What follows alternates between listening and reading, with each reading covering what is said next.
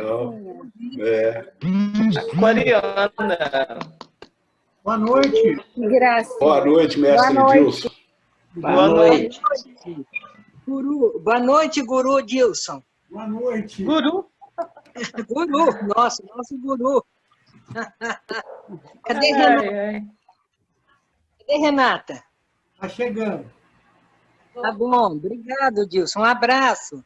Renatinha, você cortou o cabelo? Não, eu prendi o cabelo. É. Tá muito Semana eu vi a Renata lá na praça, né? Isso aí. Caminhar. É isso aí.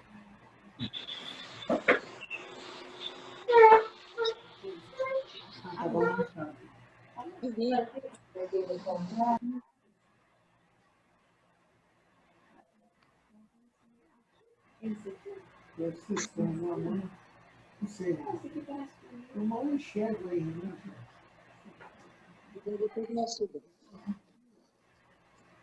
Boa noite, pessoal.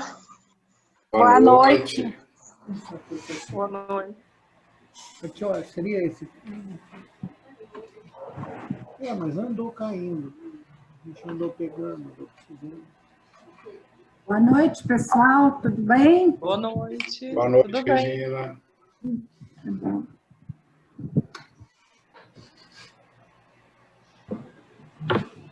Bom, gente, já deu o horário? Já. Então tá, então vamos fazer a prece inicial, né? Agradecer ao Divino Mestre Jesus, aos nossos guias, mentores espirituais, aqueles espíritos que vêm nos instruir durante esse estudo e aqueles que vêm estudar conosco. Agradecemos também pela presença dos amigos e irmãos que aqui se encontram e também pelos que não puderam comparecer. Pedimos a Jesus que lance as suas bênçãos sobre toda essa nossa terra, que nós estamos precisando muito. Pai nosso que estais no céu, santificado seja o vosso nome. Venha a nós o vosso reino, seja feita a vossa vontade, assim na terra como é feita no céu. O pão nosso de cada dia, dai-nos hoje, Senhor. Perdoai as nossas ofensas, assim como nós devemos perdoar a quem nos ofende. E não nos deixeis cairmos em novas tentações, mas livrai-nos de todo mal.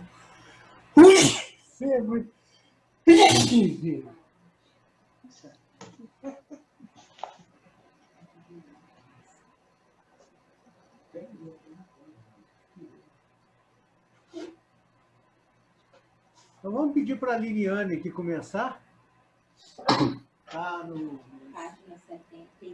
Sim. No livro da... Parou em página 71. Dodona, não é? Árvores de Dodona, não é?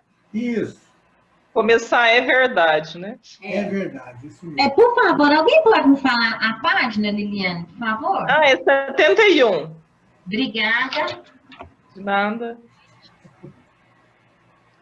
É verdade que a história não nos diz que esses oráculos eram proferidos por pancadas, como em nossos dias.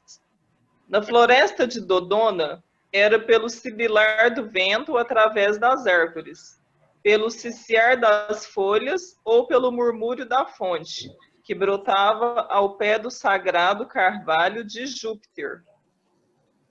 Disse que a estátua de Memnon emitia sons melodiosos aos primeiros raios do sol. Mas também nos diz a história, como teremos oportunidade de demonstrar, que os antigos conheciam perfeitamente os fenômenos atribuídos aos espíritos batedores. Não é para duvidar de que nisso esteja o princípio de sua crença, na existência de seres animados nas árvores, nas pedras, nas águas, mas desde que tal gênero de manifestação foi explorado, as batidas já não bastavam, eram muito numerosos ou visitantes para que a cada um se oferecesse uma sessão particular. Aliás, teria sido muito simples era necessário prestígio, e desde que enriqueciam o templo com suas oferendas, essas despesas deviam ser cobertas. O essencial era que o objetivo fosse olhado como sagrado e habitado por uma divindade. Nessas condições, era possível fazê-lo dizer aquilo que se quisesse, sem necessidade de tantas precauções. Os sacerdotes de Memnon, ao que se diz, empregavam fraudes, a estátua era oca e os sons que emitia eram produzidos por processos acústicos. Isto é possível e mesmo provável. Os próprios espíritos batedores, que em geral são menos escrupulosos que os outros, não estão sempre como já o dissemos. A disposição do primeiro que chega tem sua vontade, suas ocupações, suas suscetibilidades, e nem todos gostam de ser explorados pela cupidez. Que descrédito para os sacerdotes, se o seu ídolo não falasse convenientemente, também era necessário suprir o seu silêncio, se fosse necessário dar uma ajuda. Aliás, era muito mais cômodo não ter tantas apoquentações, bastando formular a resposta conforme as circunstâncias. O que vemos hoje prova que, apesar de tudo isso, as crenças antigas tinham por princípio o conhecimento das manifestações espíritas, razão porque dissemos que o espiritismo moderno é o despertar da antiguidade, mas da antiguidade esclarecida pelas luzes da civilização e da realidade. Liliane, então, antes de você começar a comentar, deixa eu só falar para a Terezinha que o nosso é na página 94 do nosso livro. Senão ela está procurando, ela não está encontrando. Obrigada. E Terezinha, 94. Hã? Obrigada. Página 94. Nada. Pode comentar, Liliane. Tá. Então, aqui ele está terminando a mensagem. Começa falando, né, que a Shebna começou a ler semana passada, que é sobre a floresta de Dodona e a estátua de Memnon, né? E aqui no final, ele fala realmente, né, sobre essa estátua também, né? Que na verdade, os sacerdotes de Memnon, eles empregavam fraudes, né, com essa estátua. Na verdade, ela não tinha nada e eles provocavam sons, né, para ter assim como assim, para as pessoas acreditarem que tinha algo, né, para ter como é que eu posso dizer? Para parecer mesmo, chamar atenção, né? E realmente, assim, naquela época, era fácil das pessoas acreditarem, as pessoas iludir, né, com coisas assim, né, porque é coisa que chamava atenção, né? Mas ele fala aqui também que tinha os fenômenos, os espíritos batedores, né, que eles provocavam sons também, né? E com essa estátua de Memnon, ela tinha sons melodiosos aos primeiros raios do sol. E aí fala aqui também sobre a parte da natureza aqui, né? Tem o vento das árvores, a parte das folhas, mas é um barulho natural, né? Não é nada provocado, né? Mas é coisas simples, assim. Se o pessoal quiser comentar aí também, eu achei que está bem tranquilo aqui.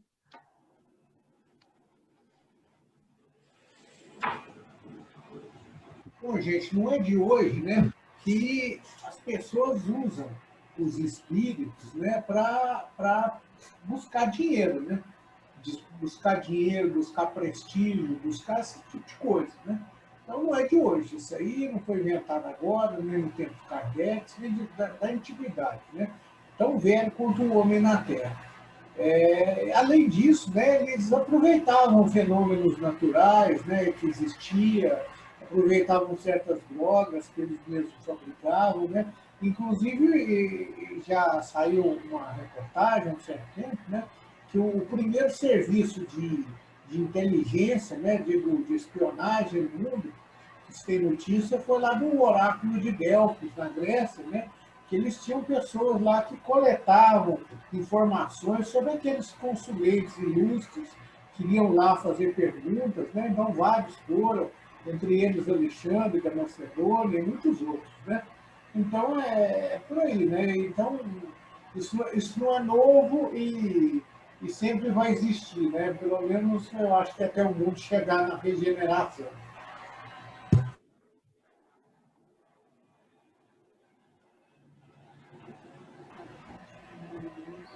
Alguém mais quer dar alguma opinião, fazer alguma colocação a respeito? Tá? Estamos aguardando.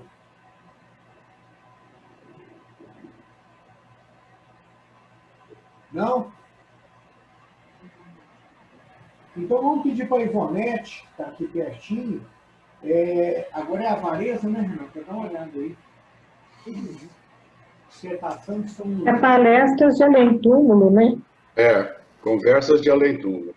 Palestras de além-túmulo, Senhorita Cléry. Na página 74. É a Palestras de Além-túmulo, a senhorita Claire D. Evocação.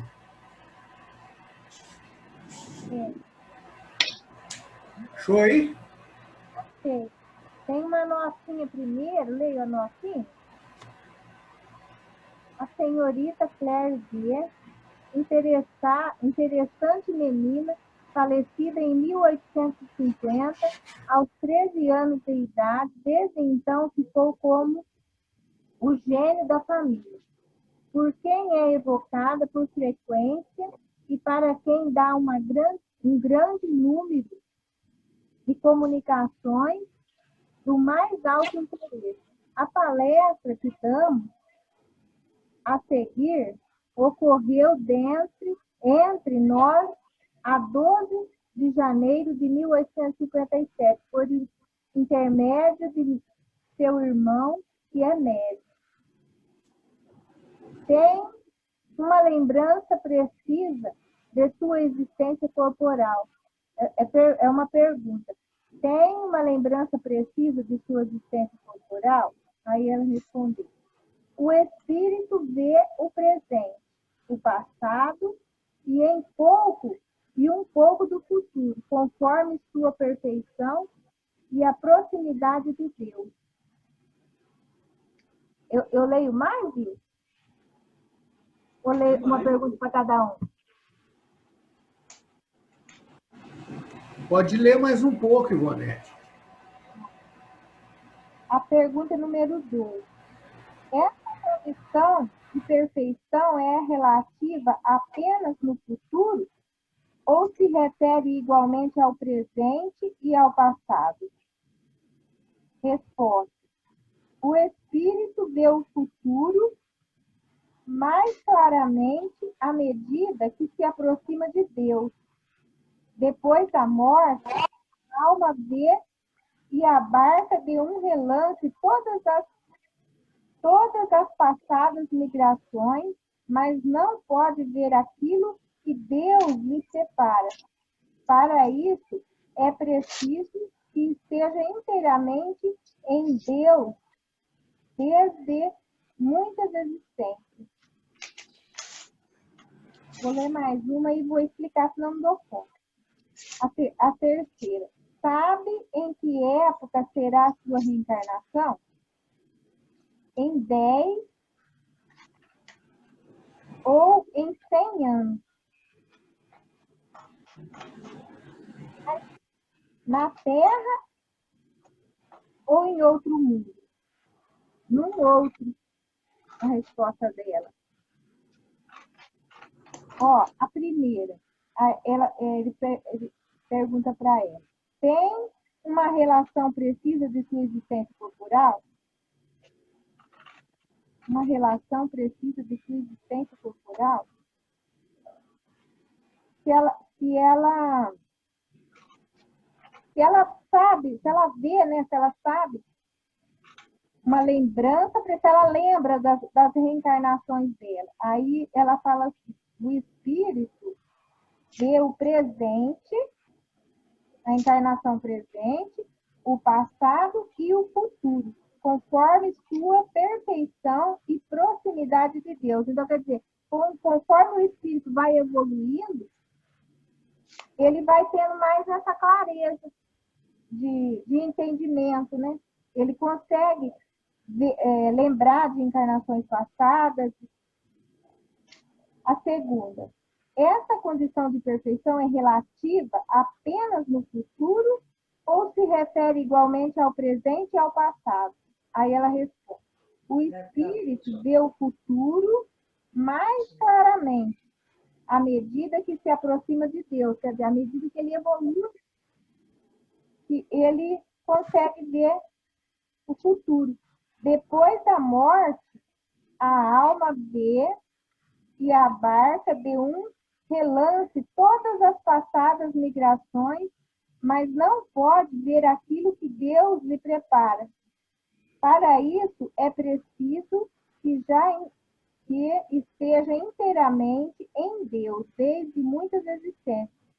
Quer dizer, o espírito, à medida que ele evolui, ele consegue ter uma visão mais ampla de tudo, do passado, do presente, do futuro, né? Mas ele não consegue ver aquilo que Deus prepara para ele, a não ser que ele vive em Deus, desde muitas existências. Quer dizer, que ele tem uma fé, é isso? Que ele acredita em Deus desde muitas existências? Sabe em que época será a sua reencarnação? 10 ou 100 anos. Ele não sabe. Na Terra ou em outro mundo? Em outro mundo.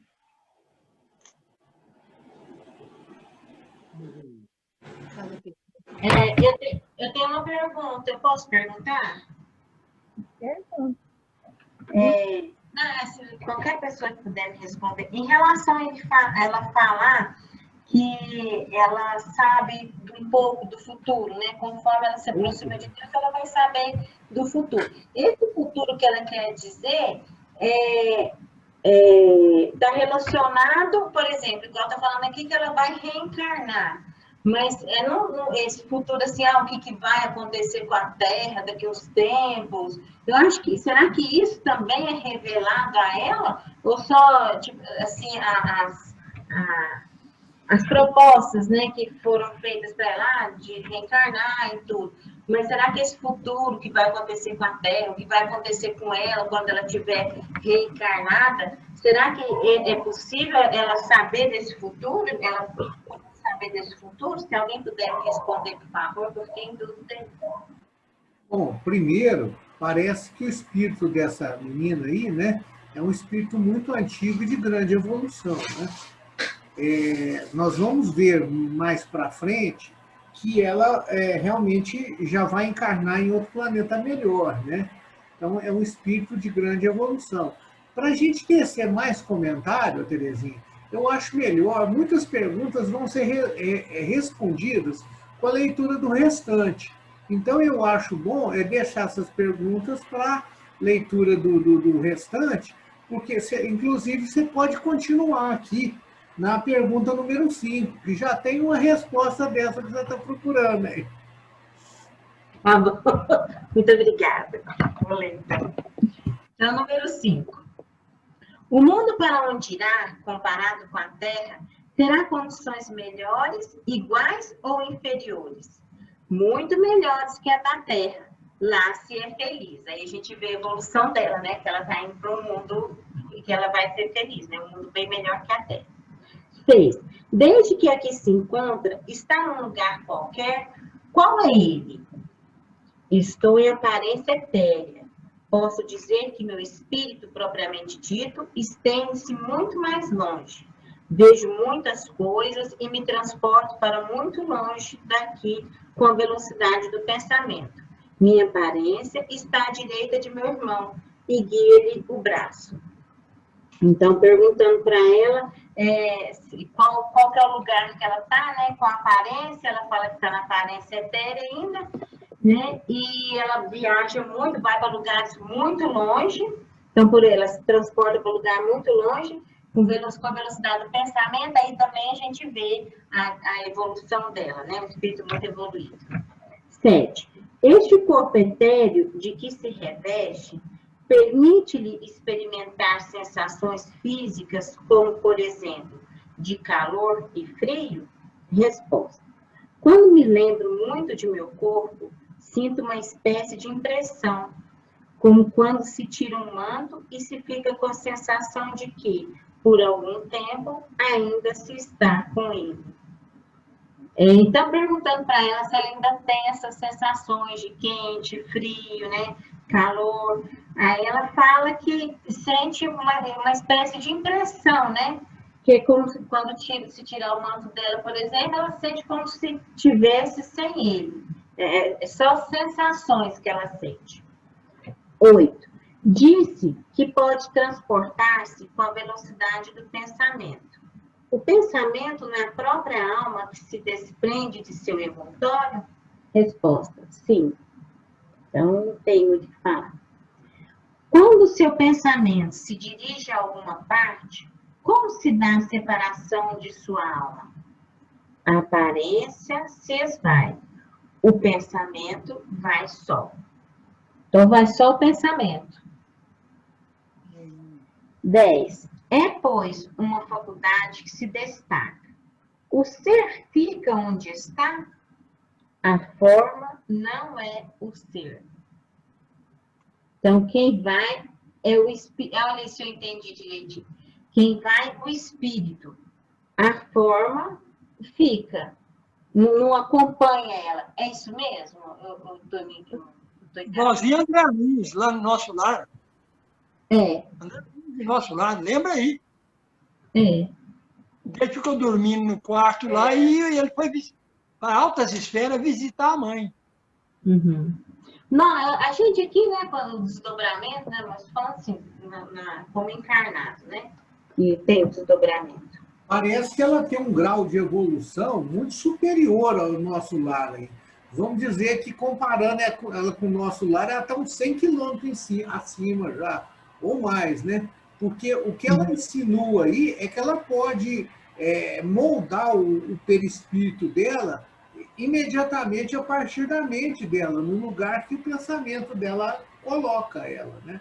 Não é um tipo sonho, como André Luiz, que vai só o pensamento e retorna para o corpo. Pelo que ela diz aí, ela tem a capacidade de gerar compor o próprio perispírito com materiais do lugar onde ela transporta o pensamento dela, né? Ela parece ser um espírito de grande evolução. É como aí se mentalmente, né, ou pelo pensamento, ela dá aí saltos quânticos, né? Mais ou menos por aí, né, Sérgio? Pensa e tá lá, né? Continua? Vamos pedir para a Edna agora continuar, então, Terezinha, para você não cansar. Ok. Obrigada. O número agora é o 9? É o 9, Terezinha? Não, é o 11. 11. Mas como age esse pensamento? Não age sempre por meio da matéria? Resposta, não. Pergunta 12. Quando sua faculdade de pensar se destaca, vos não age, então, pelo meio da matéria? Resposta. A sombra se esvai e reproduz-se onde o pensamento a guia. Pergunta. Desde que você tinha 13 anos, quando seu corpo morreu, como é que sobre perguntas tão abstratas, pode nos dar respostas que estão fora do alcance de uma criança de sua idade? Resposta. Minha alma é muito antiga. 14. Entre suas existências anteriores, pode citar-me uma na qual tivesse elevado ao máximo os seus conhecimentos? Resposta. Estive no corpo de um homem, tornei virtuoso. Depois de sua morte, estive no corpo de uma menina cujo rosto estampava a própria alma. Deus me recompensa. 15. Poderia ser-nos concedido vê-la aqui tal qual é atualmente? Poderia. Como seria possível? Depende de nós, de você ou das pessoas mais íntimas? De vocês. Que condições deveríamos satisfazer para o conseguir? Resposta. Recolhem-se algum tempo, com fé e fervor, ser menos numerosos, isolarem-se um pouco e arranjar um médium do gênero do homem. Como o Dilson tinha falado, né?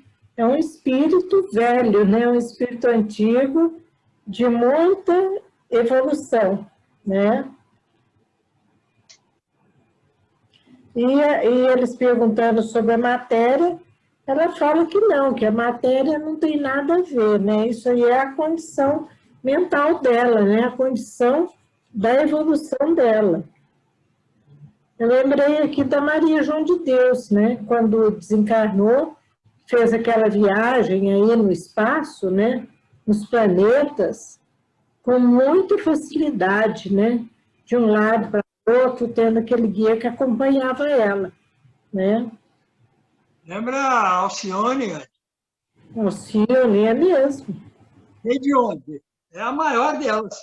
É, lá da sistema de Sírios, né? Sírio, muito longe. E veio sozinha. Sozinha superou. Pois é. Aí a gente vê que o espírito que alcançou a evolução não tem barreira.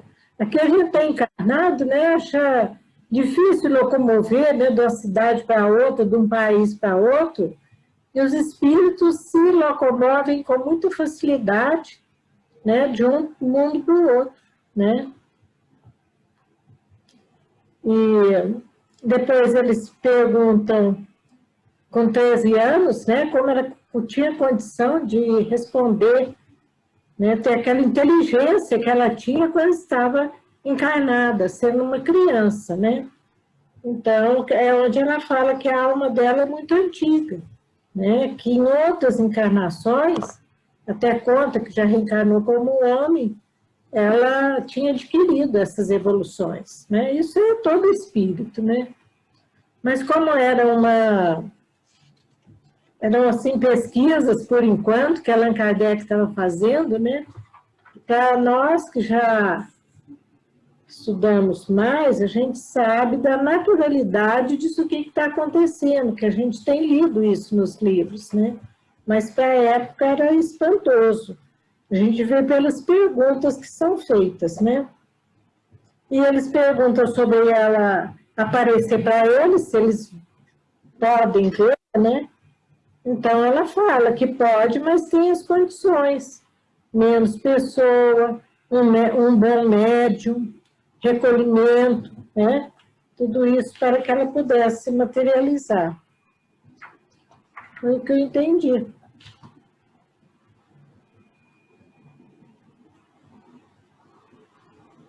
Alguém gostaria de tecer algum outro comentário, fazer alguma outra colocação a respeito dessa coisa aí? A gente está analisando uma lei física, a física quântica aí.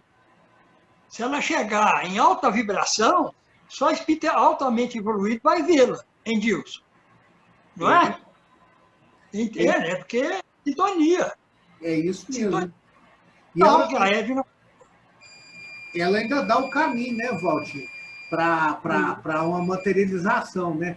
Ter menos gente, para o pensamento ser mais concentrado, né? Para ter um nível de pensamento melhor, né? E ter um médium lá, como o Romo, que é um médium de efeitos físicos, né? Para que ele possa... É um grande médium, né? O maior médium de efeitos físicos da Europa. E aqui mostra muito os poderes do espírito, né? O que é a evolução, né?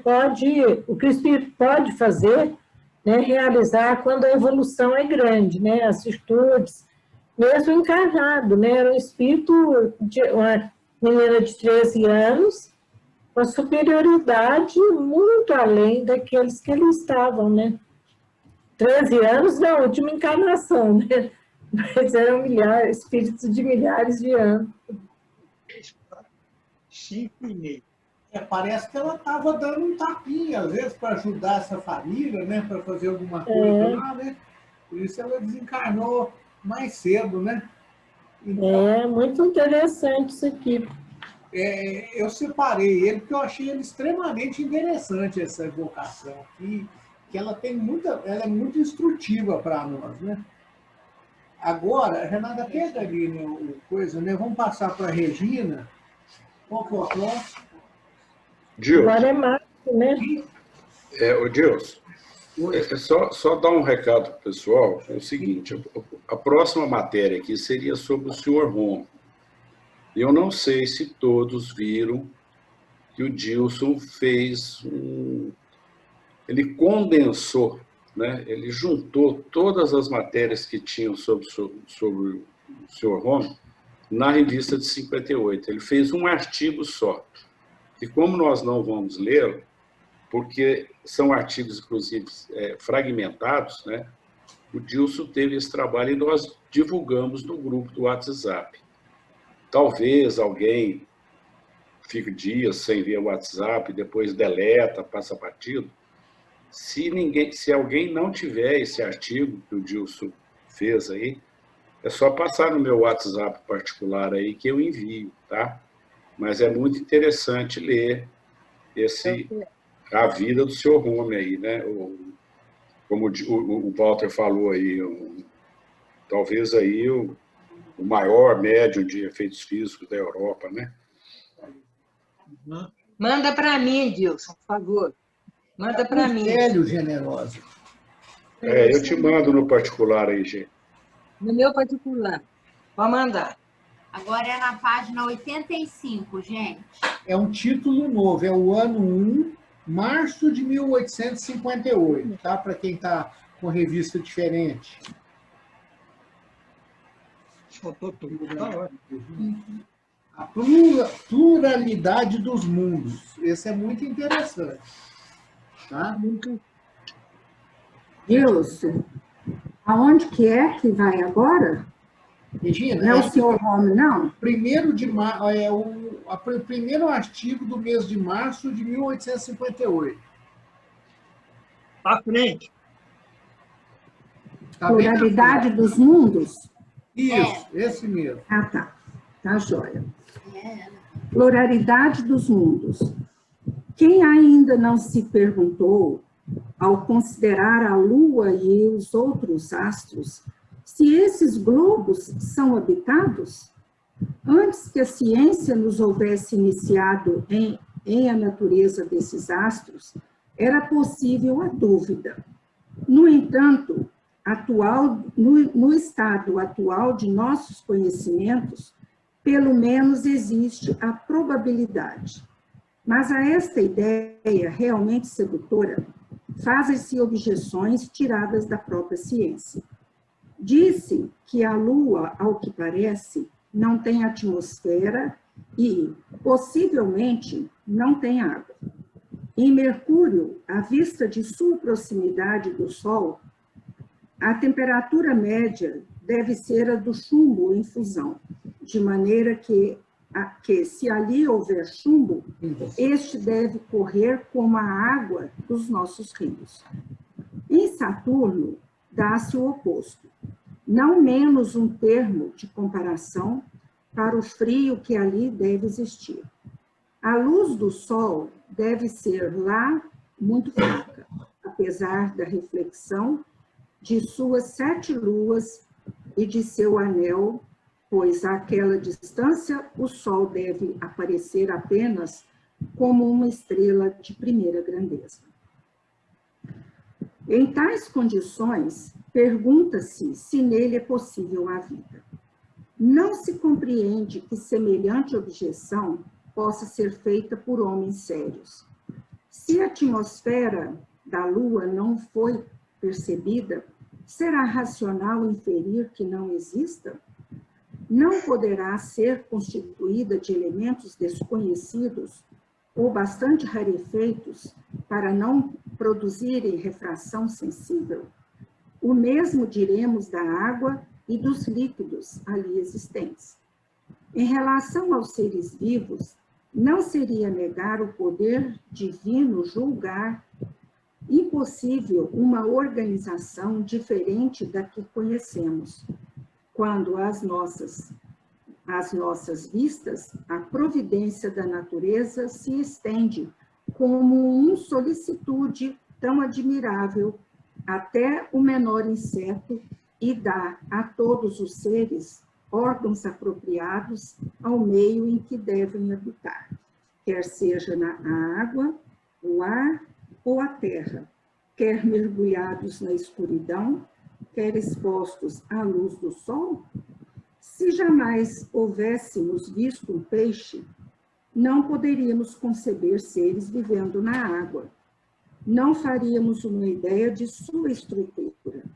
Até bem pouco tempo, quem teria acreditado que um animal pudesse viver indefinidamente no seio de uma pedra?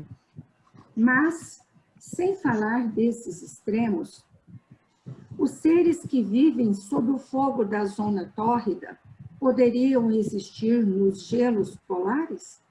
Entretanto, nos gelos, há seres organizados para esse clima rigoroso, que não poderiam suportar a ardência de um sol vertical. Por que, então, não admitir que certos seres possam ser constituídos de maneira a viver em outros globos e num meio completamente diverso do nosso? Por certo, sem conhecer a fundo a constituição física da Lua, nós sabemos o bastante para assegurar que ali não poderíamos viver, tais quais nós somos, como não o podemos em companhia dos peixes no seio do oceano. Pela mesma razão, os habitantes da Lua, se um dia pudessem vir à Terra, uma vez que constituídos para viver sem ar e num ar muito rarefeito, talvez completamente diverso do nosso, seriam asfixiados em nossa espessa atmosfera.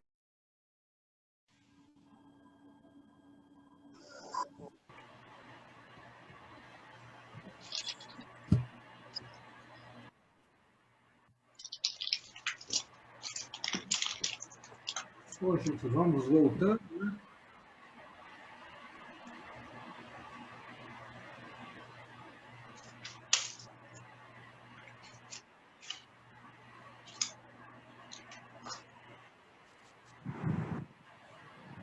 Regina? Oi, estou aqui. Está de volta. Todo mundo já chegou? Nós, por gentileza. Pode continuar? Isso, termina o parágrafo. Ah, eu não sei aonde que eu parei, que a hora que eu vi já tinha saído do ar. Ao contrário aí, eu vou começar Ô, aqui. Regina, Oi. Posso dar uma sugestão? Pode. Volta aí pelo menos aqui, ó. Pela mesma razão, se os habitantes da Lua, constituídos para viver, achou aí? Ah, achei. Sim. Pela mesma razão, os habitantes da Lua, se um dia pudessem vir à Terra, uma vez que constituídos para viver sem ar ou num ar muito rarefeito, talvez completamente diverso do nosso, seriam asfixiados em nossa espessa atmosfera, como nós quando caímos na água. Ainda uma vez, se não temos a prova material e de visu da presença de seres que vivem em outros mundos, nada prova que não possam existir organismos apropriados a um meio ou a um clima qualquer. Ao contrário, disse o simples bom senso que assim deve ser, pois repugna a razão crer que esses inumeráveis globos que circulam no espaço sejam simples massa inerte e improdutivas. A observação ali nos mostra superfícies acidentadas, como aqui, por montanhas, vales, abismos, vulcões extintos e em atividade. Por que, então, não haveria ali seres orgânicos? Seja, dirão, talvez haja plantas e até animais. Seres humanos, porém, homens civilizados como nós, conhecendo Deus, cultivando as artes, as ciências, será possível? Com certeza nada prova matematicamente que os seres que habitam os outros mundos sejam homens como nós, ou que sejam mais ou menos adiantados que nós, do ponto de vista moral. Mas quando os selvagens da América viram desembarcar os espanhóis, não tiveram mais dúvidas de que, além dos mares, existia um outro mundo, cultivando artes que lhes eram desconhecidas. A Terra é pontilhada de inumeráveis quantidades de ilhas, grandes e pequenas, e tudo que é habitável é habitado. Não surge no mar um rochedo sem que imediatamente o homem ali não plante a sua bandeira. Que diríamos nós se os habitantes de uma das menores dessas ilhas, conhecendo perfeitamente a existência de outras ilhas e continentes, mas não tendo tido nunca relações com os que os habitam, se considerassem os únicos seres vivos do globo? Dir-lhe-íamos, como vocês podem crer que Deus tenha feito o mundo somente para vocês? Por que estranha singularidade a pequena ilha vossa, perdida na solidão do oceano, teria o privilégio de ser a única habitada? O mesmo poderemos dizer em relação às outras esferas. Por que a Terra, pequeno globo imperceptível na imensidade do universo, que não se distingue de outros planetas nem por sua posição, nem por seu volume, nem por sua estrutura, pois nem é a maior, nem a menor, nem está no centro, nem nos extremos. Porque, dizia eu, entre tantas outras, seria ela a única residência de seres racionais e pensantes? Que homem sensato poderia pensar que esses milhões de astros que brilham sobre nossas cabeças foram feitos para recriar os nossos olhos? Qual seria, então, a utilidade desses milhões de globos invisíveis a olho nu e que não servem nem mesmo para nos iluminar? Não seria orgulho e impiedade pensar que assim fosse? Aqueles a quem pouco importa a impiedade, diremos que é lógico. Chegamos, pois, por um simples raciocínio, o que muitos outros fizeram antes de nós, a concluir pela pluralidade dos mundos. E tal raciocínio acha-se confirmado pela revelação dos Espíritos. Realmente, eles nos ensinam que todos esses mundos são habitados por seres corpóreos apropriados à constituição física de cada globo. Que entre os habitantes desses mundos, uns são mais, outros menos adiantados que nós, do ponto de vista intelectual, moral e mesmo físico. Ainda mais, hoje sabemos que é possível entrar em relação com eles e obter esclarecimento sobre seu estado. Sabemos ainda que não só todos os globos são habitados por seres corpóreos, mas que o espaço é povoado por seres inteligentes, invisíveis para nós, por causa do véu material lançado sobre nossa alma e que revelam sua existência por meios ocultos ou patentes.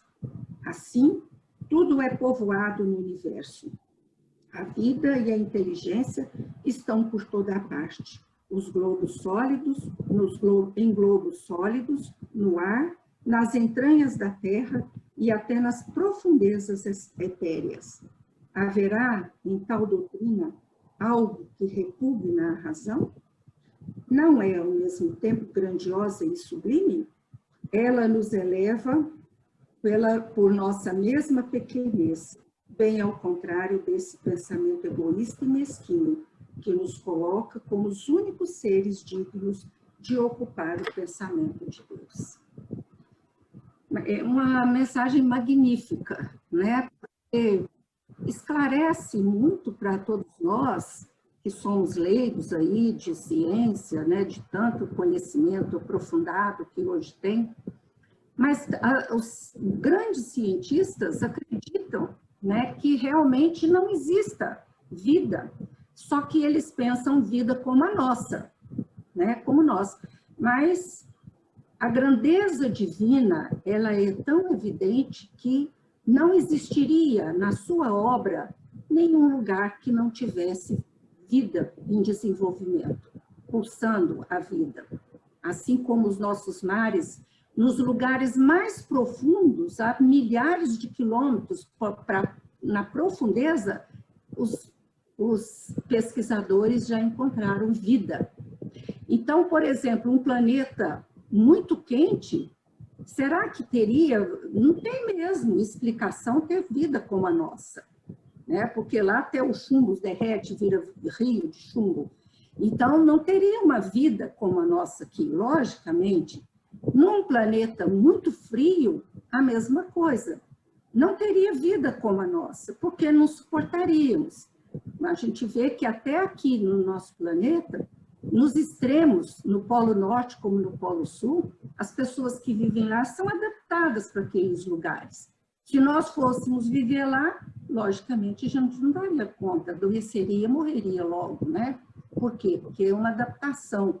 Então, assim, o universo está povoado de inúmeras casas do Pai, né? Onde recebe seres em evolução, princípios de vida, vidas mais inteligentes, vidas tal qual a nossa, ou menos ainda, em todos os lugares do universo, né? Não existe criação divina, né? O homem que olha o universo e que acha que ali só tem estrelas para enfeitar o céu, é muito pequeno, né? Porque não entende a obra do Criador, a grandeza do Criador.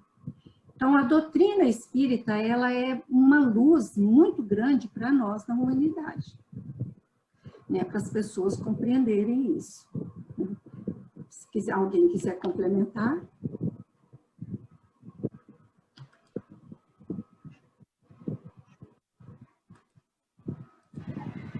Gente, oi. Dois grandes cientistas dos Estados Unidos, um biólogo e um outro astrônomo, físico, escreveram uma grande obra de 500 páginas ou 1000 páginas, mostrando a grandeza da beleza da vida no planeta Terra, né? E depois eles vão para o universo, só encontra desertos, né? Só encontra vulcões, né? Fogo, solidão, areia, terra, né? Então eles falam assim que é impossível a vida no universo além da Terra. Então, dois grandes cientistas, essa obra saiu tem uns 10 anos. Quer dizer, é a visão da ciência, não tem problema. Aí, só para me concluir, o Emmanuel fala assim no Consolador, os habitantes da Terra só vão começar a perceber a existência de outros habitantes em outros planetas quando eles desenvolverem as lições de Jesus no seu Evangelho. Verdade. Nós não temos mérito nenhum. É igual a entrevista daquela menina de 13 anos que lemos atrás aí. Ela fala sobre isso, né? Que a grandeza do Evangelho é que vai nos fazer abrir a mente, né? Entender o mundo, o universo, a vida, a grandeza da vida, né? Da criação divina. Então, é o Evangelho mesmo que nós temos que estudar minuciosamente, né? E aprender. Enquanto nós formos maus, perversos, fazendo mal dentro da família, na sociedade, inimigo um dos outros, nós não temos mérito de conhecer o universo mais profundamente. Exatamente. E a nossa ciência, ela ainda está muito materialista, né? Ela não é capaz de entender o mundo não físico. Ela não é ainda capaz, aceitável, porque a maioria a grande parte dos cientistas que nós consultamos e que a gente tem acesso, eles já entendem isso, né? Olha o que Nikola Tesla fez, né? O grande cientista que daria uma evolução na Terra, o que fez? Roubaram os seus papéis, as suas anotações, as suas teses, o desenvolvimento do seu trabalho. Hoje, cientistas que acreditam no mundo espiritual, no desenvolvimento espiritual, eles estão voltando aos lugares onde ele viveu, estão resgatando tudo aquilo que ele ensinou. Então, a gente sabe que se a Terra tivesse esse conhecimento, nós estaríamos mais adiantados uns 10, 15 anos para frente. Mas o que falta é isso, nessa compreensão aí do mundo, da não localidade. Né? Porque só enxergam o mundo da localidade, que é o nosso mundo aqui, material.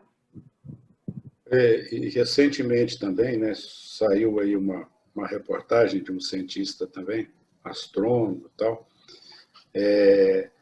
Ele criou um microscópio, um telescópio, né, com as lentes diferentes do normal. Eu não sei se o normal as lentes são côncavas, e ele fez um telescópio de lente convexa, ou é invertido, eu não me lembro direito o que é.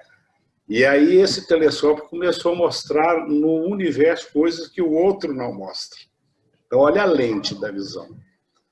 Então, por mais que um satélite, às vezes, rode Saturno, Júpiter, e não vê nada, a não ser o que o Walter, né, os cientistas destacaram aí, é só areia, deserto, vento, calor e tal, né? A lente daquele telescópio. Então, isso aí já está dando o que falar, por causa desse telescópio de lente diferente, né? Com a lente convexa e o normal aí, todos os telescópios são côncavos, ou ao contrário, não importa. E ele viu e pegou as imagens, são luzes ali, e em movimento. Eles acham até, pode ser vida, andando ali no espaço, voltando no espaço. Não tem um artigo para mandar para mim, não? Hã? Você tem um artigo para mandar para mim? Walter, não tem. Isso aí, eu vi tem uns 15 dias, isso aí. Eu vou tentar, talvez até o Dilson saiba aí, deve estar no YouTube, porque tem eu sei que ele criou esse telescópio com uma lente diferente. E esse telescópio captou coisas que os outros não captam. Eu vi a notícia, só o título, não fui lá no artigo. Perdi lá. A gente também observa que a estreiteza, né, de raciocínio do povo, do cientista, de imaginar que todos os planetas, os corpos vão ser igual ao nosso. Respirar como nós, isso, água como nós. Né? E a Allan Kardec coloca aqui, faz comparações, né? Pode existir corpos diferentes, maneiras diferentes de viver, né? Não precisa ser tudo igual aos humanos daqui, né? E outra coisa, Edna, outra coisa também que por mais que a gente, né? Aliás, acho que nem não estamos mais nessa de ficar debatendo sobre isso, né? Se tem ou não vida, né? Nos outros mundos. É só nós pensarmos em nós mesmos, os seres aqui ainda pequenos, né? Em evolução, dotados de uma inteligência ainda também pequena, pouco desenvolvida, né? Gente, nós não fazemos nada sabendo que vai ser inútil. Deus vai criar tudo isso, esse monte de galáxias, um monte de sol, à toa. E imagina, se nós não fazemos, podemos até criar, fazer alguma coisa inútil, mas inconscientemente. Mas se nós tivermos a consciência, eu vou fazer isso, mas não serve para nada, nós vamos largar, nós não vamos fazer. Para quê? Nós, hein, que somos aqui tão pequenos. Imagina, então, a inteligência suprema. Fazer à toa. Sério, mesmo se não existir Deus, por que o universo colocou gente só na Terra? Porque, mesmo se não existir Deus, o universo criou por si mesmo. Por que ele ia criar a vida só na Terra? E o espaço é tão grande de planetas, de mundo. Agora que estão descobrindo os planetas sem enxergá-los, nós não enxergamos planetas, não, só os astros, os sóis. Os planetas estão em redor e estão descobrindo magneticamente a presença deles. É uma evolução. Abandonando esse nosso mundo material de planetas, satélites, telescópios, etc., só uma coisa para a gente pensar, né? O neurônio humano, né, que é a célula matriz do cérebro funcionar, né, o funcionamento cerebral, ele tem uma fórmula que chama-se neurônio artificial. Isso aí não é coisa nova, não, já tem muitos anos, tá? Já tem décadas isso. Ele pode ser recriado em qualquer ambiente que tenha energia para ele existir. Então, gente, é a maior prova. Por exemplo, eu posso recriar uma certa quantidade de neurônios dentro de um programa de computador, neurônios artificiais. Isso se chama criação de inteligência artificial. Então, isso está demonstrando que o pensamento, aquele o conduto para a expressão do pensamento, ele pode ser qualquer um. Ele pode ser, inclusive, incorpóreo, né? Porque um programa, na verdade, não existe. Né? Ele não tem existência material, ele tem existência lógica, simplesmente. Ele não tem existência material, ele é feito de energia, né? Então, isso é a maior prova da existência de Deus que nós podemos ter. E basta vocês escreverem na internet lá, fórmula do neurônio artificial, você vai ter N fórmulas matemáticas lá, umas mais incrementadas que as outras, umas mais detalhadas, as outras mais simplificadas, mas isso está aí, é do domínio público, entendeu? Então, é possível, não é inteligência, criar meios de expressão da inteligência e da consciência artificialmente, com base apenas na energia. Assim sendo, já está explicado, lógico, a existência de Deus. Porque o que a gente vê, o que está aí, não é nem, vamos dizer assim, não tem comparação numa subpartícula material lá com o que é Deus. Quer dizer, é tão grande a diferença que nós não temos capacidade mental para chegar nessa comparação. Saber que existe uma coisa tão grande e uma coisa tão pequena, né? Mas já está aí a prova para nós da existência de Deus, né? Se pode se criar o pensamento, com os nossos instrumentos aqui, toscos do jeito que são, Deus pode fazer o que Ele quiser, né?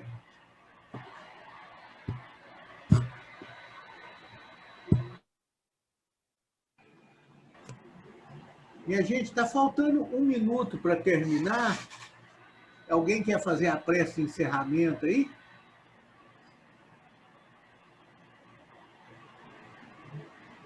A Shebna entrou agora. Ó, Shebna, bom para você. Você vai fazer a prece. Tá, eu vou fazer. Eu estava aqui assistindo, mas eu vou fazer. Então, vamos agradecer esse momento, agradecer a espiritualidade que tanto nos esclareceu, nos abriu caminhos, nos fazendo enxergar um pouco além do que tem somente aqui na Terra. Então, pedimos para a espiritualidade continuar nos abençoando, nos instruindo, que possamos estar vigilantes dos nossos pensamentos, das nossas atitudes, e que antes de cometermos alguma falta ou alguma ação, que possamos pensar se não estaremos machucando, ofendendo o nosso próximo. Pedimos em favor da nossa irmã Odete, que se encontra no CTI do Hospital Escola,